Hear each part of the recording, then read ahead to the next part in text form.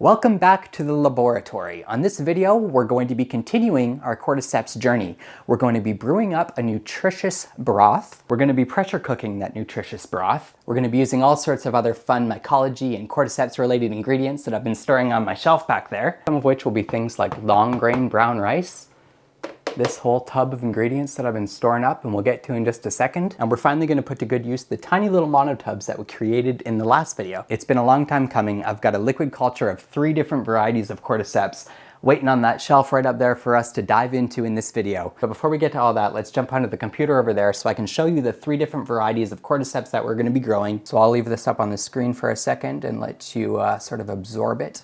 Dextrose is the first ingredient. That's the one we're going to use most of. Next we have soy peptone. Next up we've got monopotassium phosphate. We've got magnesium sulfate. Next up we've got citric acid, lemon, and we'll end up with some good old-fashioned H2O.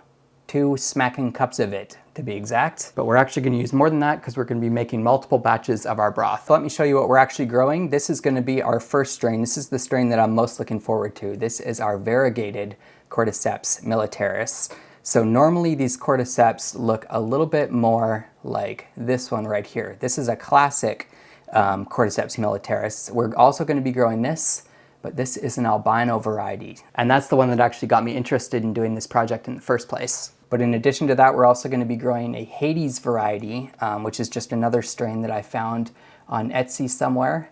And let's take a look through some of these. So this should be, hopefully just another little version of these Cordyceps. And then the thing that I'm most excited to use in this project, believe it or not, is these funky little silicone oven bags. I got this tip from another video that I watched on YouTube when I was researching this. You can find them on places like Amazon by searching for something called a dough kneading bag. And these are actually made to they're made to withstand really high heat so they can go in the oven, which also means they can go in our pressure cooker back here. We're gonna mix up our culture broth with all of those different ingredients. We're gonna mix it up with some rice in these bags. We're gonna pressure cook it. Then we're gonna pull out our tiny little monotubs with our custom Cordyceps covers. From there, it'll just be waiting and waiting and waiting like we do in mycology for the Cordyceps to grow. But eventually, in a future video, we're hopefully gonna have some full-grown Cordyceps. Okay, so let's start. Whoops. So we'll kickstart everything with our most prominent ingredient, our dextrose powder. And I'm sorry, but I'm gonna have to open all of the packages as we go because most of this stuff I haven't actually used before. So for starters, dextrose powder. Oh man, that is hard to open. There we go. So 30 grams or 5 teaspoons of this. Got our teaspoon right here. 1. And don't get too obsessed with these ingredients. We're just making a culture broth for growing some Cordyceps zombie fungus here, guys. It's not too serious. It doesn't have to be perfect. It doesn't have to be even. Next up, we've got 3 grams or 3/8 of a teaspoon of our soy peptone. So for that, I'll use our tiny little 1/8 of a teaspoon, or it also says a dash written on there. And I guess we'll be doing 3 of those. 3. And that one was the most expensive ingredient. So, if you're gonna be stingy about any one of them, be stingy about this soy peptone here. Next up, we've got our monopotassium phosphate. Now I do recognize the word phosphate from our reef tank right over there. And phosphate is generally something you don't want in your reef tank. But I know that plants love phosphate as well. So with all that said, I'm assuming that this monopotassium phosphate is going to be, yet another one of those superfoods for our zombie fungus. So for this one, we need 1/4 of a teaspoon, or as it says on the thing here, a tad. And now for our magnesium sulfate, or our Epsom salt, the most giant bag of all the ingredients, we need one of the least amounts. We need just 1 gram, or 1/8 of a teaspoon, otherwise known as a dash. Last but not least,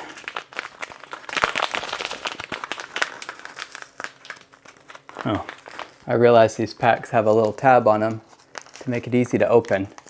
Last but not least, we've got our citric acid, or our powder version of lemon is what I'm assuming. And for that one, we'll do another 1/8 of a teaspoon, or a dash. But we're not finished there. Like I said back at the computer, we're actually gonna double or in our case, triple this recipe. So let me give you a little break. I'm gonna dive back into this bowl. I'm gonna triple that recipe, and I'll see you back when we're adding the water.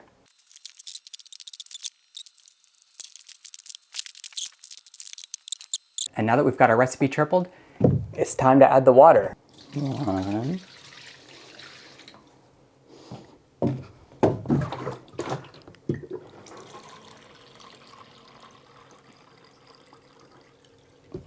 And our last cup of water.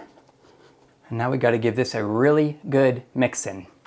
We want to make sure that all of the different ingredients that we just added to this bowl are dissolved in here. Now while I'm mixing here, I'll mention that I haven't talked too much about sanitation and cleanliness or any of that sort of stuff yet. And the reason for that is because we're still pre-sterilization. But be warned that towards the end of this video, things are gonna get ultra sterile. Stirring a herd out. I'm giving it my all. We wanna really make sure that these ingredients are mixed into the thing. Whew. But we also wanna make sure that we've got some strength left to complete this project. So I think that we're mixed up good enough. And now that we've got our culture broth all mixed up perfectly, we'll set that aside for just a second. We've got to get down to the floor so that we can put our brown rice in our silicone oven bags so that we can get all this stuff mixed up together, get it into the pressure cooker over there. And that's what's going to create our substrate, or that's what's going to create the base layer that our cordyceps are going to be living on, that they're going to be growing on, and hopefully turning into amazing little cordyceps for us to watch. Now for our project, we're going to be using 2 of these silicone oven bags, and it calls for 1.5 cups of brown rice for each batch of culture that we made. So in our case, it's going to be 1.5 times 3, 1, 2, 3, 4.5. That's 4.5 cups. So I'm going to put about 2.25 in each of these. And again, this isn't really something you've got to be, you know, exact on and perfect. At the end of the day, we're just growing zombie fungus here. And whoops, you know what? I forgot to fish out. These bags all come with a little silicone tie. And now we've got our 2 bags of rice almost fully prepared for the pressure cooker. We've just got to add our special nutrient broth, or our culture broth that we brewed up back there to it. And I can't believe this, but I did it again and forgot to fish out the, I keep forgetting to take the thing out of here, guys. So we made 6 cups of this culture broth, and that means we want to put 3 cups in each one of these bags. Make sure we don't spill any of this. Let's take our bag, let's give it a little mix, just to kind of get some of that liquid in there. I don't think that step's necessary at all, but a step that is necessary is taking our silicone ties here and getting these things on nice and super tight. Did I mention that this isn't going to be airtight in the pressure cooker?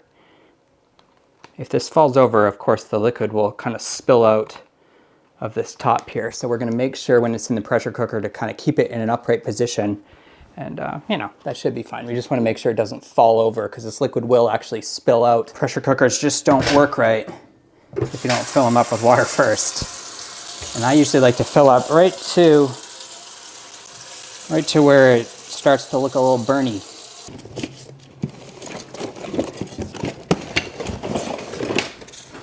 I'll tell you what these are for in just a second. Oh man, we've got a mess starting. We're dripping from the tabletops, folks. Oh no, it's because I did the unspeakable and let one of our bags fall over. So this leads me to the reason that I grabbed those jars. And that's because, number one, we don't want the bottom of these bags to be sitting directly in that water while it's pressure cooking. It's gonna get really hot in that pressure cooker, and we don't want the rice that's actually sitting in the water to get more cooked than the rest of the rice in the bag, etc., etc. But also, we want to make sure that these bags don't flop over in that pressure cooker like it just did on our table here. And to prevent that from happening, we're just going to use a few jars on the bottom of the pressure cooker so that we can kind of elevate everything above the water level in there. Gently place our bags on top of them and hopefully prevent any further spilling. Do you feel pretty secure in there? I think they look about as secure as we're going to get them. At some point, we're just going to have to trust that our culture broth rice substrate will be just fine in our pressure cooker, because now it's time to pop the lid back on. Because now it's time to pop the lid back on. I did want to point out that I do have a special induction pressure cooker, and the reason that I got that is just so I can use it with an induction plate and do cool videos. And before we actually get the timer started, we've got to get this thing cranking. We want to have steam spewing pretty steadily out of that thing, and this little button here will pop up, and from there we'll be pressure cooking, aka sterilizing everything inside this pot so that it's going to be nice and clean for our little baby cordyceps that we haven't even talked about yet. In fact, while we're waiting for our pressure cooker to come up to temp over here, why don't I grab our little baby cordyceps from their liquid culture jars on the shelf over here and show you what we're working with. I don't want to mix it up because I want to show you up close what this mycelium, which is what the baby cordyceps are called, looks like. So this has been brewing in what's called a liquid culture, liquid. Basically, it's been brewing in little baby cordyceps food, getting nice and strong in preparation for the step that we're working on right now, which is going to be technically called spawning them to bulk. That's what we're doing in the mycology world. We're spawning these guys to bulk. Now with most mushrooms, what you would do is you would take this liquid culture and you would do what's called spawning it to grain. You would inject it into a grain jar, which at that point the mycelium in here would feed off of that grain. It would get nice and frothy, just like these chestnut mushrooms I've got waiting up here for us are.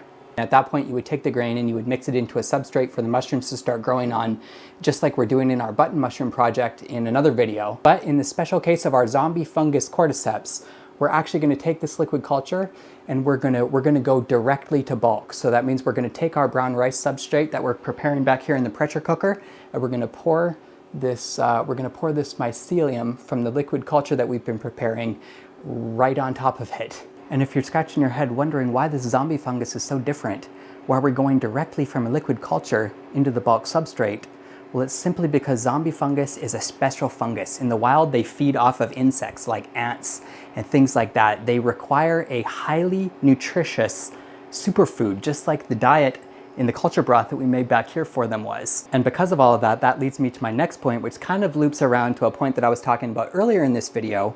Because the broth that we prepared is so absolutely nutritious, because the rice that we're using is so absolutely nutritious, because we're going directly from this liquid culture into the substrate, into the brown rice that we're preparing, because of all of that, well, it's going to be more important than ever to be as cleanly as we possibly can. And that's going to include using things like this pressure cooker that we've already got cooking here, and even special pieces of equipment like that laminar flow hood that we'll get to in just a little bit.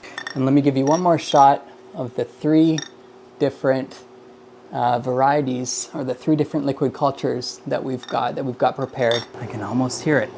I'll get my mic close to it and see if you can hear it. Can you hear the sizzling? That's a good sign that your pressure cooker is getting ready to pop. And waiting for the pressure cooker to come up to temp is like everything else in mycology. It's a test of patience, and it's, to be honest, one of the most fascinating and important lessons that I've learned from the mushrooms so far. She's getting close. She's starting to spit a little bit. Maybe I'll just hold the camera here until it pops up.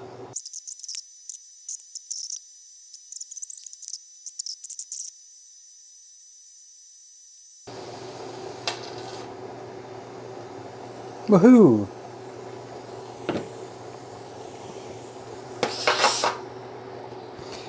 Now we'll turn this thing down about halfway. I like to put it at about 1200.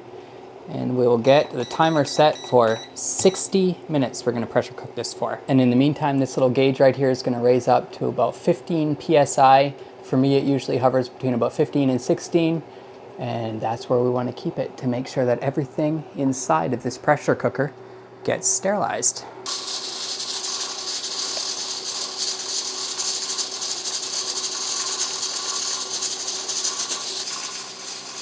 I was expecting more of a beep, but that means the time's over. So now that everything inside this pressure cooker is properly sterilized and pressure cooked, I want nothing more than to break into the lid and make sure our rice didn't spill out, make sure everything in there looks just fine. But if we did that, we'd be making a crucial mistake. Not only do we have to let the pressure come down in this pressure pot so we don't, burn our face and, do something completely dangerous. If we pull our rice substrate bags out of the pressure cooker right now and mix our little baby cordyceps in with it, well, it would just be too flippin' hot. It would kill the baby cordyceps, it would kill all the mycelium, our project would fail before contamination even had a chance to show its ugly face, and that's simply why we're gonna wait a few hours. So what I'm personally gonna do is I'm gonna go on a nice long walk.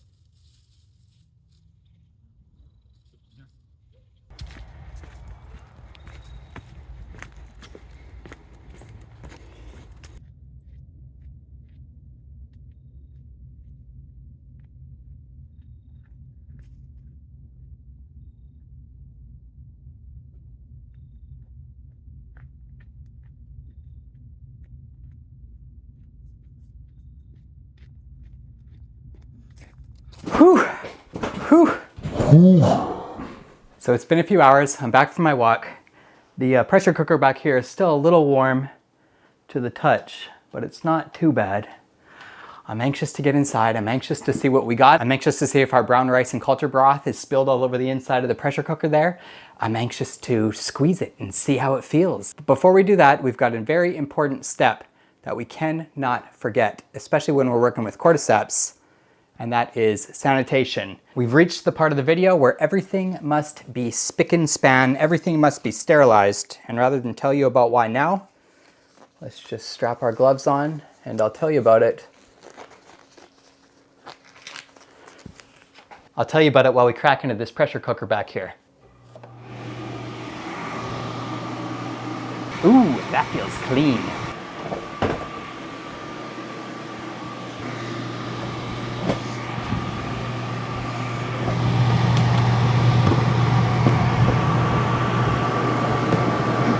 Now we still can't crack into that pressure cooker right there until we sanitize everything. And for that, we're gonna use a special substance called, if you've watched my previous videos, you know the word, isopropyl alcohol. And we're gonna sanitize absolutely everything we're using in this part of the project, including the tiny little monotubs, including the liquid culture jars, including the surface that we're gonna be doing all of our work on that I shouldn't have even put the pressure cooker on yet until we actually sprayed it down with the isopropyl alcohol.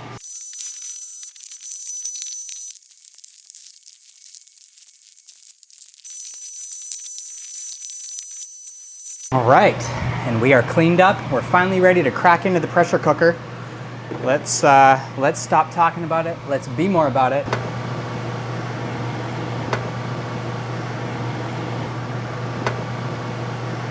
It looks like we've got some perfectly cooked rice bags.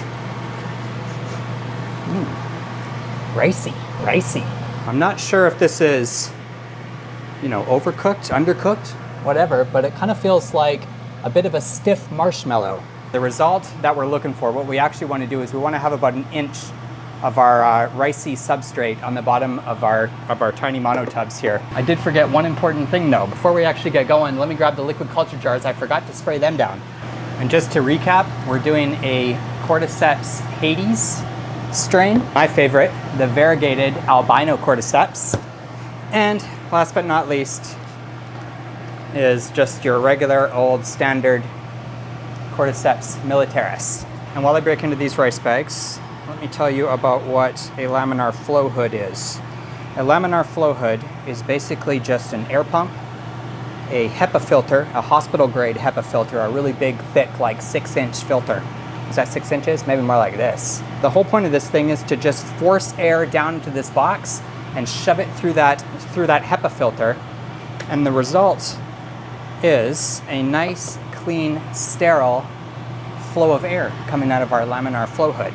Now, a lot of people would suggest at this stage using some sort of a sterile spoon or something like that. I'm the kind of person that likes to use my fingers, so that's what we're gonna do. And again, what we're looking to do is get about 1 inch of our rice substrate down on the bottom of each tub here. It is a little sticky to work with, I'm not gonna lie. Let's pat this down.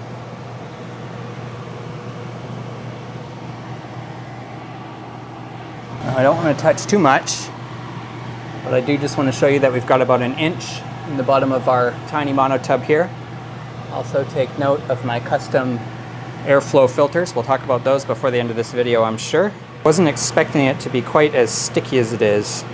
I think I've also accepted at this point that it's just going to get a little sticky.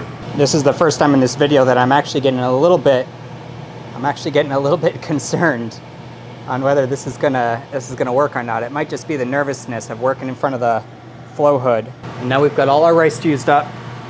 And now that these things have had a chance to cool for a minute, it's time to actually add our mushroom spawn, our baby Cordyceps, our baby zombie fungus, our liquid culture that I want to grab the jar and show you right now, but my hands are too sticky. So we'll throw on a new pair. And we're basically just gonna pour our liquid culture in here. Just like that, just right on top of the mushroom cake. A little for each.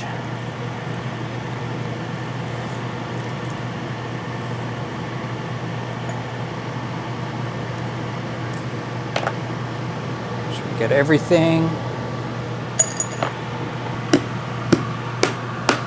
I think that's that.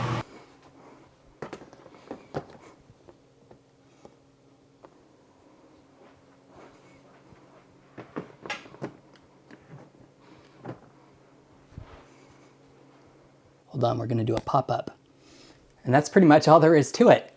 We've done everything we can to give these Cordyceps the best fighting chance possible. The best chance anyways that we could give them to grow in a home laboratory with minimal equipment, with minimal knowledge. As soon as I started working that rice into those monotubs, the negativity started flowing into my brain. It was the stickiness. It was the stickiness that was freaking me out. It was sticking to my fingers. And all I could think about was, man, molds, bacterias, and all of the nasty asties are gonna want this. They're gonna wanna eat this stuff, just like my Cordyceps are gonna wanna do. So that's another important lesson that mycology has taught me, is that sometimes you just have to go with the flow. You just have to trust your gut. You have to trust that you did a good job. You can't get too worked up from all the people talking about how you got to do this and you got to do that, and absolutely everything you're gonna do is get contaminated unless you use this and you use that. To be honest with you, it's scary out there. It's scary watching the videos. There's so many different, ways of doing things, and there's so many different, people telling you to worry about this and to worry about that, and you can't do this and you can't do that, and you got to have the most special equipment to do this and the most special equipment to do that. And if I've learned anything, which isn't much, it's try to look past all that stuff. Try not to think too much about it. Try not to be too freaked out. Growing mushrooms is simply that. It's just growing mushrooms. At the end of the day, we're trying to grow some zombie fungus and some tiny monotubs on a shelf in our home laboratory. And it's supposed to be fun, isn't it? Now, I mentioned my custom magnetic monotub filters here, but I didn't mention what they're actually for. In our previous video, we drilled tiny little holes in our tiny little monotub there. And basically what these magnetic filter covers do is they hold a 0.2 micron filter over those tiny little holes that we drilled in the side of this thing. Again, just one more step towards preventing anything that we don't want from getting into this tub. Now, there's nothing we can do to, stop it completely. Of course, around the sides of these magnetic filters isn't, 100% sealed. There's a little bit of air could possibly get in there. But again, we're doing everything we possibly can to prevent any of those nasties, to prevent any of that contamination from getting into our tubs And these magnetic monotub filters are simply what I use in order to just give that one extra step of protection. But you can do all sorts of things. You can use micron tape. I've even seen people just stuff the open holes with filter floss and that sort of thing. Now with most mushrooms that you'd grow in a monotub like this, we would have two different stages. We would have what's called the cultivation stage, or the stage where the mycelium is basically taking over the substrate. So these filters have two different stages. They've got a cap for the colonization phase, but for Cordyceps specifically, we're gonna skip that colonization phase altogether. Just like we're skipping the going to grain and then going to like some sort of a dirt substrate or something like that, and we went right to the brown rice mushroom cake. We're going to go directly to fruiting. We want to start giving these tiny tubs that we created fresh air as soon as possible, because that's just how I've read that Cordyceps grow. So it's pretty simple. They're magnetic, so let me see if I can get one off for you. You don't want to move it too much because you don't want to have it come unclamped from the inside of the tub. But after we've done that, we can stick our fancy Cordyceps grill right back on there. And now just before you go, the last thing that you might be asking yourself is, why are we growing these Cordyceps in the first place? What are we gonna do with these things? And the answer is, you're gonna have to watch another video to find out. To be honest with you, I'm not even really sure myself what we're gonna do with these things. A lot of people use these Cordyceps for energy. You can grind them into powders and make teas, and you can cook with them, and you can do all sorts of cool stuff. We're gonna figure out all of that stuff together, but first we've gotta cross our fingers, hope for the best, and see if we can grow some zombie fungus in those tiny little monotubs over there. Now, one thing that I didn't cover in this video is I didn't cover actually creating the liquid culture that we used for this Cordyceps militaris. After I actually purchased the master liquid culture from the websites that I showed you on the screen earlier, I did what's called expanding the culture. So I filled these jars with a sterile liquid. I put more little superfoods in there. I injected just 1 cc of the liquid cultures into each one of these jars, and I waited. We wanted to give these Cordyceps as much of a chance as possible, and by expanding that original liquid culture, by turning 1 cc into, like over 100 milliliters or something like that, it allowed our Cordyceps to get a little bit of a head start before we introduced them to the mushroom cake that we built in this video. And I just wanted to mention that in case you were wondering what this extra special juicy Cordyceps mixture I've been using this whole video was.